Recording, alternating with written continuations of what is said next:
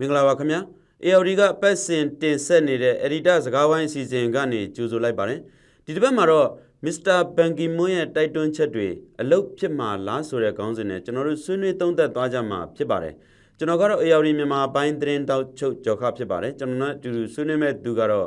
AOD ရဲ့ Editor ချုပ်ကိုအောင်စောဖြစ်ပါတယ်ကိုအောင်စောမင်္ဂလာပါမင်္ဂလာပါကိုကျော်ခဟုတ်ကဲ့ကုလသမဂ္ဂအတွင်းမှုချုပ်ဟောင်း Mr. Ban Ki-moon ဟာ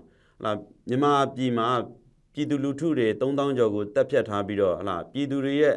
အသက်အိုးအိမ်စီးစိမ်တွေကိုဒီနေ့ချိန်ထိမီးရှို့ဖျက်ဆီးနေတာဒီကိုလှုပ်ဆောင်နေတဲ့အာဏာသိမ်းစစ်ကောင်းဆောင်ဗိုလ်ချုပ်မှုကြီးမင်းအောင်လှိုင်နဲ့ပြီးခဲ့တဲ့ဧပြီလ23ရက်နေ့ကနေပြီးတော့မှတွားရောက်တွေ့ဆုံခဲ့တာရှိပါတယ်ဒီတွေ့ဆုံမှုမှာတော့ Mr. Ban Ki-moon ဟာဒီ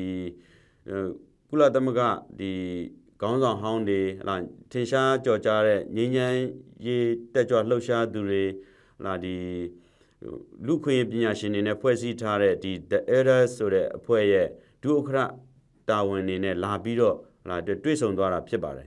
ဒါပေမဲ့အခုလက်ရှိမြန်မာနိုင်ငံရဲ့အခြေအနေမှာတော့ပေါ့လေဒီတွေ့ဆုံမှုကရန်စိတ်ဝင်စားစရာကောင်းနေတဲ့တွေ့ဆုံမှုဖြစ်ပါတယ်တစ်ဖက်မှာလည်းဝေဖန်မှုတွေဒ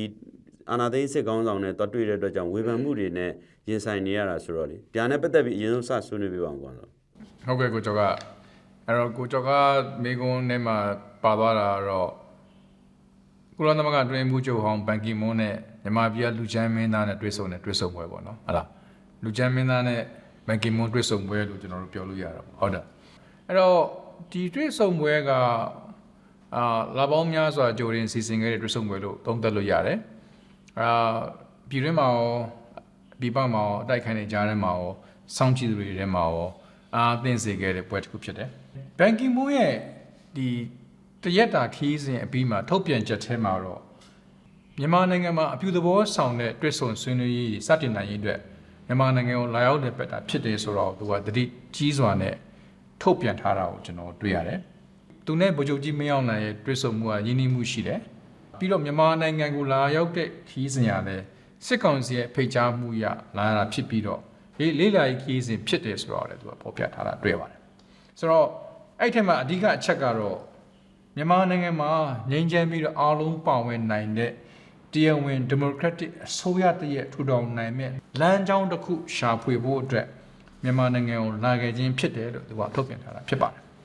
နောက်တစ်ခုကတော့အာဆီယံရဲ့ဘုံသဘောတူညီချက်၅ချက်ကိုအကောင့်ထဲပေါ်ရင်းနဲ့ကမ္ဘာကုလသမဂ္ဂလုံခြုံရေးကောင်စီ UNSC ရဲ့ဆုံးဖြတ်ချက်အမှတ်2669ကိုအမြန်ဆုံးအရေးကြီးအကောင့်ထဲပေါ်ရေးဆိုတဲ့ကိစ္စကိုပြောဆိုသွားတာတွေ့ရပါတယ်အရေးကြီးဆုံးတစ်ချက်ကတော့မြန်မာနိုင်ငံမှာအကြမ်းဖက်မှုတွေရပ်တန့်ဖို့နဲ့စစ်တပ်ကနေပြီးတော့ပထမဆုံးခြေလှမ်းတစ်ခုစတင်ပြီးလှမ်းဖို့တောင်းဆိုခဲ့တာတွေ့ရပါတယ်ဆိုတော့ဒီတောင်းဆိုချက်ကိုသူကခီးစဉ်ပြီးမှထုတ်ပြန်ခဲ့တာဖြစ်ပြီးတော့ဒီထုတ်ပြန်ချက်ကိုလည်းအထူးသတိထားပြီးထုတ်ပြန်တယ်လို့ပြောလို့ရပါတယ်။ဘာကြောင့်လဲဆိုတော့နှစ်ဖက်စလုံးရဲ့ဝေဖန်မှုကိုလည်းသူခံရမယ်ဆိုတော့တီးပြီးသားဖြစ်တဲ့အတွက်ကြောင့်သူကဒီထုတ်ပြန်ချက်ကိုသတိထားထုတ်ပြန်တယ်။တန်ရင်တမန်ရေးဘောင်ထဲကနေပြီးထုတ်ပြန်တယ်လို့ကျွန်တော်တို့သုံးသပ်လို့ရပါတယ်။ဒါပေမဲ့မြန်မာစစ်တပ်ကနေပြီးတော့ပထမခြေလှမ်းကိုစတင်ဖို့ပြောတဲ့အချိန်မှာပဲနောက်ရက်မှာပဲမြန်မာစစ်တပ်ကနေပြီးတော့အခုအပြစ်မဲ့တဲ့ပြည်သူတွေစေယုံနေစေကန်တွေကိုဘုံကျဲတာတွေကိုကျွန်တော်တို့တွေ့ကြရတာဖြစ်ဆိုတော့ဒီလိုခီးစဉ်တွေကအောင်မြင်မှုလွယ်သလားခက်သလားလို့ပြောမယ်ဆိုရင်တော့အောင်မြင်မှုလမ်းစာမရှိဘူးပေါ့။ဘာကြောင့်လဲဆိုတော့ဒီလိုခီးစဉ်မျိုးတွေကိုအပြိပနဲ့လာရောက်ပြီးတော့မြန်မာပြည်နဲ့ပတ်သက်ပြီး negotiate လုပ်တဲ့လမ်းစာရှာတယ်နှစ်ဖက်တွေ့ဆုံမှုကိစ္စတွေလုပ်ကြတာခီးစဉ်မျိုးတွေကျွန်တော်လွန်ခဲ့တဲ့နှစ်ပေါင်း20မှာကျွန်တော်တို့အများကြီးတွေ့ခဲ့ပြီးဖြစ်ပါတယ်။အောင်မြင်ခဲ့တဲ့ခီးစဉ်တွေမရှိပါဘူး။ဒါပေမဲ့ဒီချိန်ထဲမှာပဲဒီဘန်ကီမွန်းခီးစဉ်ကိုလည်း NUG အစိုးရဘယ်လိုတုံ့ပြန်တယ်လဲပေါ့တုံ့ပြန်တဲ့အခါမှာလည်း NUG အစိုးရနေပြီးတော့ပြင်းပြင်းထန်ထန်ဝေဖန်တုံ့ပြန်ခဲ့တာကိုကျွန်တော်တွေ့ရတယ်။တုံ့ပြန်တဲ့အတွက်ကြောင့်လည်း NUG ဟာ activist လိုမျိုးတော်လှန်ရေးဖွဲ့စည်းပုံစံမျိုးဆန်ပြီးတော့တဏ္ဍမန်ရေးရမှာအားနေပြီးတော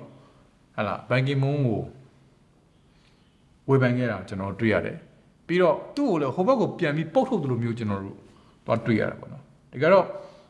ဘန်ကီမွန်းရဲ့ထုတ်ပြန်ချက်ကိုကျွန်တော်ပြန်ကြည့်မယ်ဆိုရင်တော့ NUG ကိုလည်းသူက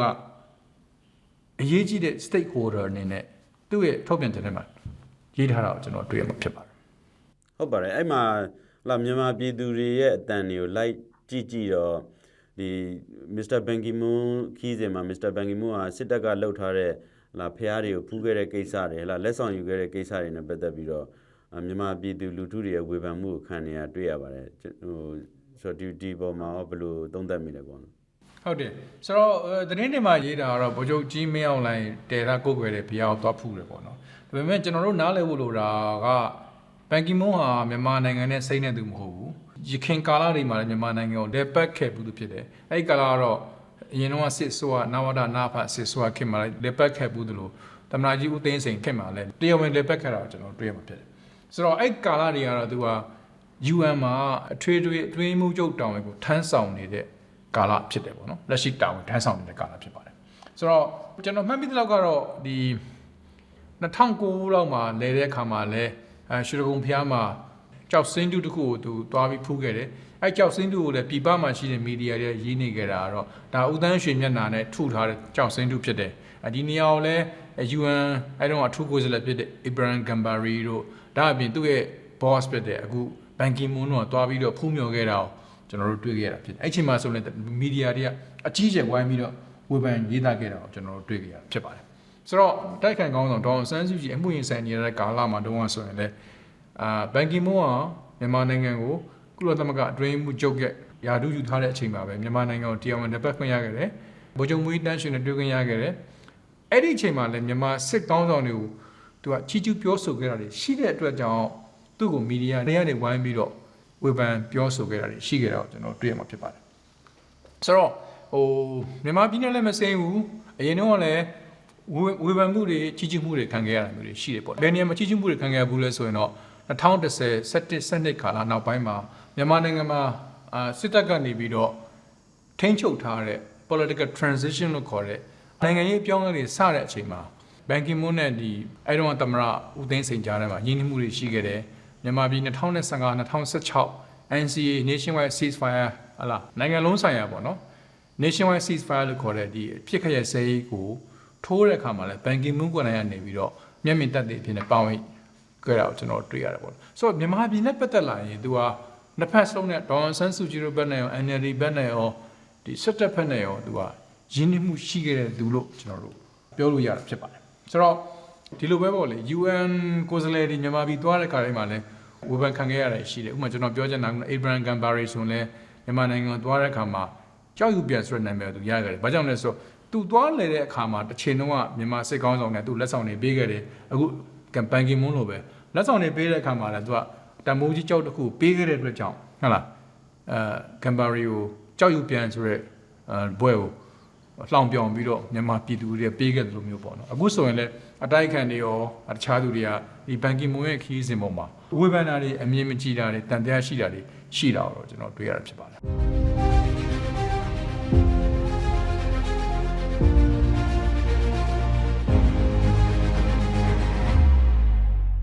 ်ဆိုတော့မစ္စတာဘန်ကီမွန်းရဲ့တိုက်တွန်းတောင်းဆိုချက်တွေကိုရောအာဏာသိမ်းစစ်တပ်ကအာဏာသိမ်းခေါင်းဆောင်ကရောလိုက်ရောမယ်လို့များသုံးသပ်မိလားပေါ့။ဘာကြောင့်လဲဆိုရင်ဒီအာဏာစသိမ်းကြတဲ့ကလူအခွင့်အရေးတွေနိုင်ငံတကာလူအခွင့်အရေးတွေပြည်သူလူထုရဲ့အခွင့်အရေးတွေကို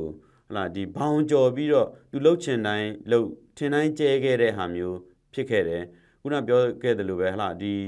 ီပြည်သူလူထု3000ကျော်ကိုတော့အခုချိန်ထိတက်ဖြတ်ထားတဲ့စစ်တပ်ပေါ့လေသူတို့ကမစ္စတာဘန်ကီမွန်းရဲ့အခုလိုအကြမ်းမဖက်ဖို့ကိစ္စတွေတောင်းဆိုချက်ပေါ်မှာလိုက်နာမှာလားပေါ့ဘာကြောင့်လဲဆိုလို့ရှိရင်မစ္စတာဘန်ကီမွန်းပြန်သွားပြီး24နာရီတော့မပြည့်သေးဘူးရှမ်းကယားနယ်စပ်ကဆေးရုံနဲ့စစ်ဆောင်စခန်းကိုဘုံကျဲတိုက်ခိုက်သွားတာတွေတွေ့ရတယ်ဆိုတော့လေကျွန်တော်တော့မထင်ပါဘူးကျွန်တော်တော့တန်တရားရှိပါတယ်ဘန်ကီမွန်းဖြစ်ဖြစ်ဘန်ကီမွန်းနဲ့ကြီးတဲ့ဘန်ကီမွန်းရဲ့ boss ပဲဖြစ်ဖြစ်မြန်မာပြည်ပြည်ထောင်လာရှင်းတယ်ပြီးမယ်လို့ကျွန်တော်တော့မထင်ပါဘူးလူချမ်းမင်းသားနဲ့ဖြစ်တဲ့ဒီဇက်ပွဲမှာပေါ့နော်ကျွန်တော်တင်တဲ့ဇက်ကတော့ဇက်ပြက်ကြီးဖြစ်နေပြီဆိုတော့ဒီတက်ကလည်းကျွန်တော်ထင်တယ်အခုလိုမျိုးဘန်ကီမွန်းနဲ့တွဲဆုံပြီးတဲ့အချိန်မှာပဲနောက်တစ်မှာဘုံကျဲတွေကိုကြည့်မယ်ဆိုရင်ကျွန်တော်မေးချင်တဲ့မေးခွန်းတစ်ခုရှိအဲ့ဒါဘာလဲဆိုတော့စစ်တပ်ကိုဥဆောင်နေတဲ့ဗိုလ်ချုပ်ကြီးမင်းအောင်လှိုင်ကဒီအမိန့်တွေကိုပေးနေတာလားဒါမှမဟုတ်ဗိုလ်ချုပ်ကြီးမင်းအောင်လှိုင်နဲ့ဘန်ကီမွန်းရဲ့အစီအဝေးအပြီးမှာပဲသူ့မလိုလားတဲ့အုပ်စုတွေကဒီဘွဲကိုဖျက်နေတာလားပေါ့နော်ဆိုတော့စစ်တပ်ကို သူကိုယ်တိုင်ထိန်းလို့မရတော့ဘူးဆိုတာပြနေတာပဲလို့ကျွန်တော်တို့သုံးသပ်ပါတယ် Mr. Bangi Moon ရဲ့ဒီမြန်မာပြည်ခီးစဉ်မှာလာသမရဟောင်းဦးသိန်းစိန်နဲ့လည်းတီးတန့်တွေ့ဆုံသွားတာကိုကျွန်တော်တွေ့ရတယ်ဆိုတော့လက်ရှိအခြေအနေမှာဦးသိန်းစိန်နဲ့တွေ့ဆုံမှုကလည်းစိတ်ဝင်စားစရာကောင်းတဲ့အချက်တစ်ချက်ဖြစ်ပါတယ်ဘာကြောင့်ဦးသိန်းစိန်ကိုတီးခြားသွားပြီးတော့တွေ့ဆုံခဲ့ရတာလဲပေါ့ဘာလို့တွေ့ဆုံဖို့လိုအပ်တာလဲဒီတရားနဲ့ပတ်သက်ပြီးလဲသုံးသပ်ပါအောင်ကွာဆိုတော့ဦးသိန်းစိန်ကိုဘာလို့တွေ့လဲဆိုရယ်မိကုံးကစိတ်ဝင်စားဖို့အကောင်းဆုံးမိကုံးလို့ကျွန်တော်ထင်တယ်လောလောဆယ်ကျွန်တော်ဖြေချင်တာကတော့ဦးသိန်းစိန်လောလောဆယ်စမ်းထနေလို့ပြောလို့ရမှာပေါ့နော်ဘန်ကီမွန်းမတိုင်ခင်မှာတရုတ်ကွန်မြူနစ်ပါတီရဲ့နိုင်ငံတကာဆက်ဆံရေးဌာနကအကြီးအကဲညွှန်ကြားမှုချုပ်က AB လ16ရက်နေ့ကနေ19ရက်နေ့ထိမြန်မာနိုင်ငံကိုလက်ပတ်ခဲ့တယ်အဲဒီလက်ပတ်တဲ့အချိန်မှာအရင်တော့မြန်မာစစ်ဆိုးရဲ့အကြီးအကဲဖြစ်တဲ့ဗိုလ်ချုပ်ကြီးတန်းရွှေအပါအဝင်သမရဟောင်းဦးသိန်းစိန်ကိုတွေ့ဆုံခဲ့တယ်လို့ကျွန်တော်တို့သတင်းတွေမှာကျွန်တော်တို့လေ့လာလို့ရခဲ့ပါတယ်အခု UN အတွင်းမှုချုပ်ဟောင်းဘန်ကီမွန်းရဲ့ခီးစဉ်မှာလည်းဦးသိန်းစိန်ကိုတွေ့ခဲ့တာကိုကျွန်တော်တွေ့ရတယ်ဒါထူးခြားမှုတစ်ခုရှိတယ်လို့ကျွန်တော်တို့သုံးသပ်ပါတယ်ဘာကြောင့်လဲဆိုတော့ပြီးခဲ့တဲ့တက်မတော်နေ့ကဆိုရင်လည်းသမရဟောင်းဦးသိန်းစိန်တက်ရောက်ခဲ့တယ်ဗိုလ်ချုပ်ကြီးဟောင်းတွေရဲ့ကိုစားသူကဩဝါဒပေးခဲ့တာကိုကျွန်တော်တွေ့ရတယ်စစ်ကောင်စီရဲ့ခေါင်းဆောင်ဗိုလ်ချုပ်ကြီးမင်းအောင်လှိုင်အပါအဝင်စစ်ကောင်စီဝင်တွေ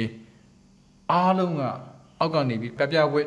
်ရှ िख ိုးတာအယိုသေးပေးတာကိုကျွန်တော်တွေ့ရတယ်ဆိုတော့ကျွန်တော်တို့ဒီနေ့ပြန်မေးရမယ့်မျိုးကဘာကြောင့်ဦးသိန်းစိန်လဲဆိုတာပေါ့နော်ဘာကြောင့်ဦးသိန်းစိန်ကိုနိုင်ငံတကာတွေ့ချင်နေတာလဲပေါ့အဲ့ဒါကကျွန်တော်ထင်တယ်အရေးကြီးတဲ့မေးခွန်းလို့ကျွန်တော်ထင်ပါတယ်ဆိုတော့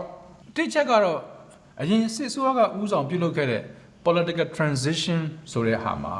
2010 2017 2012မှာဆိုရင်ဦးသိန်းစိန်ကအဓိကကျတဲ့အခန်းကဏ္ဍနဲ့ပါဝင်ခဲ့တာဖြစ်တယ်ဒါပေမဲ့အဲ့ဒီဟာတွေအားလုံးနောက်ကကျိုးဆွဲခဲ့တာ architect လို့ခေါ်တဲ့ဒီပုံစံရေးဆွဲခဲ့တဲ့သူကတော့ကျွန်တော်တို့ပြောနေတဲ့စာဖတ်သူကြီး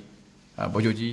ဦးတန်းရွှေပေါ့နော်ဒါပေမဲ့အဲ့ဒီအရွေ့ကိုနိုင်ငံတကာကကြိုက်အောင်လုပ်ပေးခဲ့ရတာနိုင်ငံတကာကကြိုးစုံအောင်လုပ်ပေးခဲ့တာသမရဦးသိန်းစိန်ဖြစ်တာကိုကျွန်တော်တွေ့ရတာဖြစ်ပါတယ်အဲ့တော့ဒီအဲ့အရွေ့ကိုလည်းအာဆီယံနိုင်ငံတွေရော UN ကရောအနောက်နိုင်ငံတွေရောမြန်မာနိုင်ငံမှာအဓိက sanction လုပ်ပြီးတော့ဝေဖန်ခဲ့တဲ့ US ပါဝင်အားလုံးကအစိုးရတွေကနေပြီးတော့တိတ်တိတင်ပေးကြတာကိုကျွန်တော်တွေ့ရတယ်ပေါ့နော်ဆိုတော့နိုင်ငံတကာမီဒီယာတွေရောအစိုးရတွေရောဟာလားဦးသိန်းစိန်ကိုပြုပြင်ပြောင်းလဲသမားကြီးဖြစ်နေပြောခဲ့တယ်မြန်မာပြည်ရဲ့ cover chop ဖြစ်နေစပြီးတော့ဘွဲ့ကင်မွန်းတွေပေးကြတာကိုကျွန်တော်တွေ့ရတယ်ဦးသိန်းစိန်မြန်မာပြည်ကိုဖွင့်ပေးခဲ့တဲ့သူအပြောင်းအလဲကိုစတင်ပေးခဲ့တဲ့သူလို့မြင်ခဲ့ကြတာဖြစ်ပါတယ်အကြောင်းသူကနိုင်ငံတကာခေါင်းဆောင်တွေအများဆုံးနဲ့တွေ့ဆုံခွင့်ရခဲ့တဲ့အပြင်ဟာလားနောက်ဆုံးပိတ် American သမရအင်ဗျူရိုအထိကိုဖိတ်ကြားခံခဲ့ရတာဖြစ်ပါတယ်ဆိုတော့သူကနိုင်ငံတကာနဲ့ဆက်ဆံမှုအများဆုံးရခဲ့တဲ့ထောက်ခံမှုရခဲ့တဲ့သူတူလို့ပြောလို့ရတယ်ဒေါ်အောင်ဆန်းစုကြည်အပါအဝင်ပေါ့နော်သူဟာသမရဦးသိန်းစိန်ကစစ်တပ်ဘက်ကနေပြန်ကြည့်မယ်ဆိုရင်တော့နိုင်ငံတကာရဲ့ဆက်ဆံမှုထောက်ခံမှုကိုအများဆုံးရခဲ့တဲ့ဗိုလ်ချုပ်ကြီးတယောက်လို့ကျွန်တော်တို့ပြောလို့ရပါတယ်ဆိုတော့သူတို့ရဲ့ political transition ကိုလည်းနိုင်ငံတကာကအကြီးကျယ်လက်လိုက်လဲကြိုဆိုခဲ့တာကိုကျွန်တော်တွေ့ရတာဖြစ်တယ်အခုတို့စစ်တပ်ကနေအာဏာပြန်ပြီးသိမ်းပြီးတဲ့အချိန်မှာဦးသိန်းစိန်ရဲ့သဘောထားသူ့ရဲ့အမြင်ကဘယ်လိုရှိတယ်လဲဆိုတာကသူနဲ့ဆက်ဆံခဲ့ဘူးတဲ့သူတွေအားလုံးဘန်ကီမွန်းပါဝင်ကသိချင်ကြတာဖြစ်ပါတယ်သူကတစ်ဖွဲ့တည်းပဲလားဒါမှမဟုတ်အခုလက်ရှိတိုင်းပြည်ကဖြစ်နေတဲ့အနေအထားကိုသူ့ရဲ့အမြင်ကဘယ်လိုရှိတယ်လဲသူ့ရဲ့သဘောထားကဘယ်လိုရှိမလဲအခုဖြစ်နေတဲ့အချက်တဲကို तू ကပါဝင်ပြီးကူညီပေးခြင်းတဲ့အနေအထားစိတ်ဆန္ဒကိုရှိလားဦးသိန်းစိန်ပါဇက်ကဘာပြောသလဲဆိုတာကိုလည်းနိုင်ငံတကာစိတ်ဝင်စားတာတွေရှိပါတယ်သူနဲ့ဆက်ဆံခဲ့မှုတဲ့လူတွေကစိတ်ဝင်စားတာတွေရှိတာဖြစ်ပါတယ်ဆိုတော့ကျွန်တော်တခုပြောချင်တာကအခုတစ်ခေါက်အာဏာမသိမ်းခင်မှာတကယ်လို့အာဏာသိမ်းခဲ့ပြီဆိုရင်ဂျာပြက်အစိုးရဖွဲ့ပြီးတော့သမရဟောင်းဦးသိန်းစိန်ကိုပဲဥဆောင်ခိုင်းပြီးတော့အဲ့ဂျာပြက်အစိုးရမှာပေါ့နော်ရွေးကောက်ပွဲပြန်လုပ်ချင်တယ်ဆိုတဲ့အတွေးခေါ်တွေလည်းတက်ထဲမှာရှိတာမျိုးကျွန်တော်တို့လေ့လာလို့ရခဲ့ပါတယ်ဆိုတော့သူတို့စီမှာစဉ်းစားချက်တွေအများကြီးရှိတယ်ဆိုတော့ကျွန်တော်ခံမှန်းလို့ရတာပေါ့နော်ဆိုတော့အခုဘန်ကီမွန်းရဲ့တွားတဲ့ခီးစဉ်မှာလည်းသမရဦးသိန်းစိန်ရဲ့အမြင်တွေကိုဘန်ကီမွန်းအပါအဝင်ဘန်ကီမွန်းမတိုင်ခင်မှာတွေ့ခဲ့တဲ့တရုတ်ကောင်သိခွင့်ရသွားတယ်လို့ကျွန်တော်တို့သုံးသပ်လို့ရပါတယ်ဆိုတော့နောက်တစ်ခုကျွန်တော်တို့တစ်ခုသတိထားမှာသမရဟောင်းဦးသိန်းစိန်နဲ့တွေ့ခွင့်ရဖို့ကိုလည်းဒီခီးစဉ်မတိုင်ခင်နဲ့ကြိုတင်စီစဉ်ပြီးသားဖြစ်တယ်အဲ့ကြိုတင်စီစဉ်ပြီးသားခီးစဉ်ကိုလည်းအခုလက်ရှိစစ်ကောင်စီကပဲနေချိန်ပြခဲ့တယ်လို့ကျွန်တော်တို့သုံးသပ်ရပါတယ်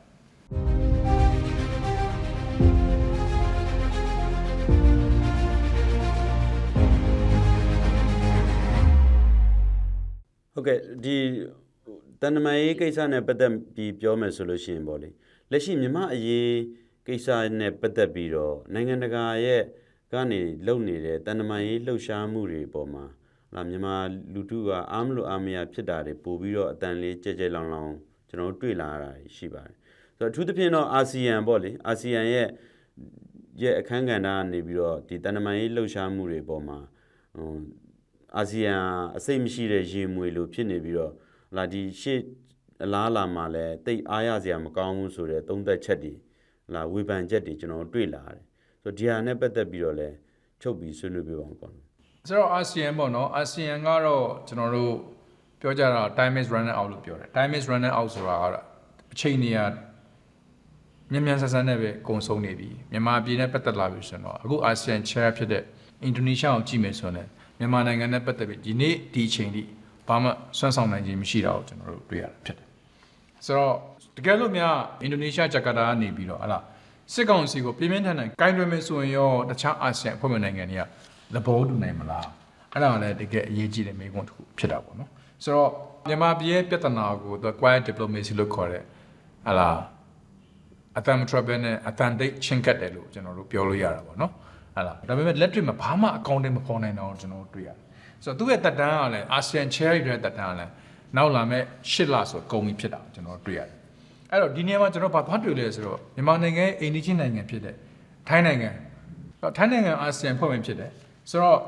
သူကစပြီး track 1.5 ဆိုပြီးစပြီးလုပ်တာကိုကျွန်တော်တွေ့ရဒါအာဆီယံထဲမှာစပြီးတော့အကြောင်းပေါ်နေတာဆိုတာကျွန်တော်တွေ့ရတယ်အဲ့ထိုင်းနိုင်ငံနဲ့အတူမြန်မာနိုင်ငံအိန္ဒိချင်းနိုင်ငံဖြစ်တဲ့အိန္ဒိယပါတယ်အိန္ဒိယအာဆီယံဖွဲ့ဝင်မဟုတ်ဘူး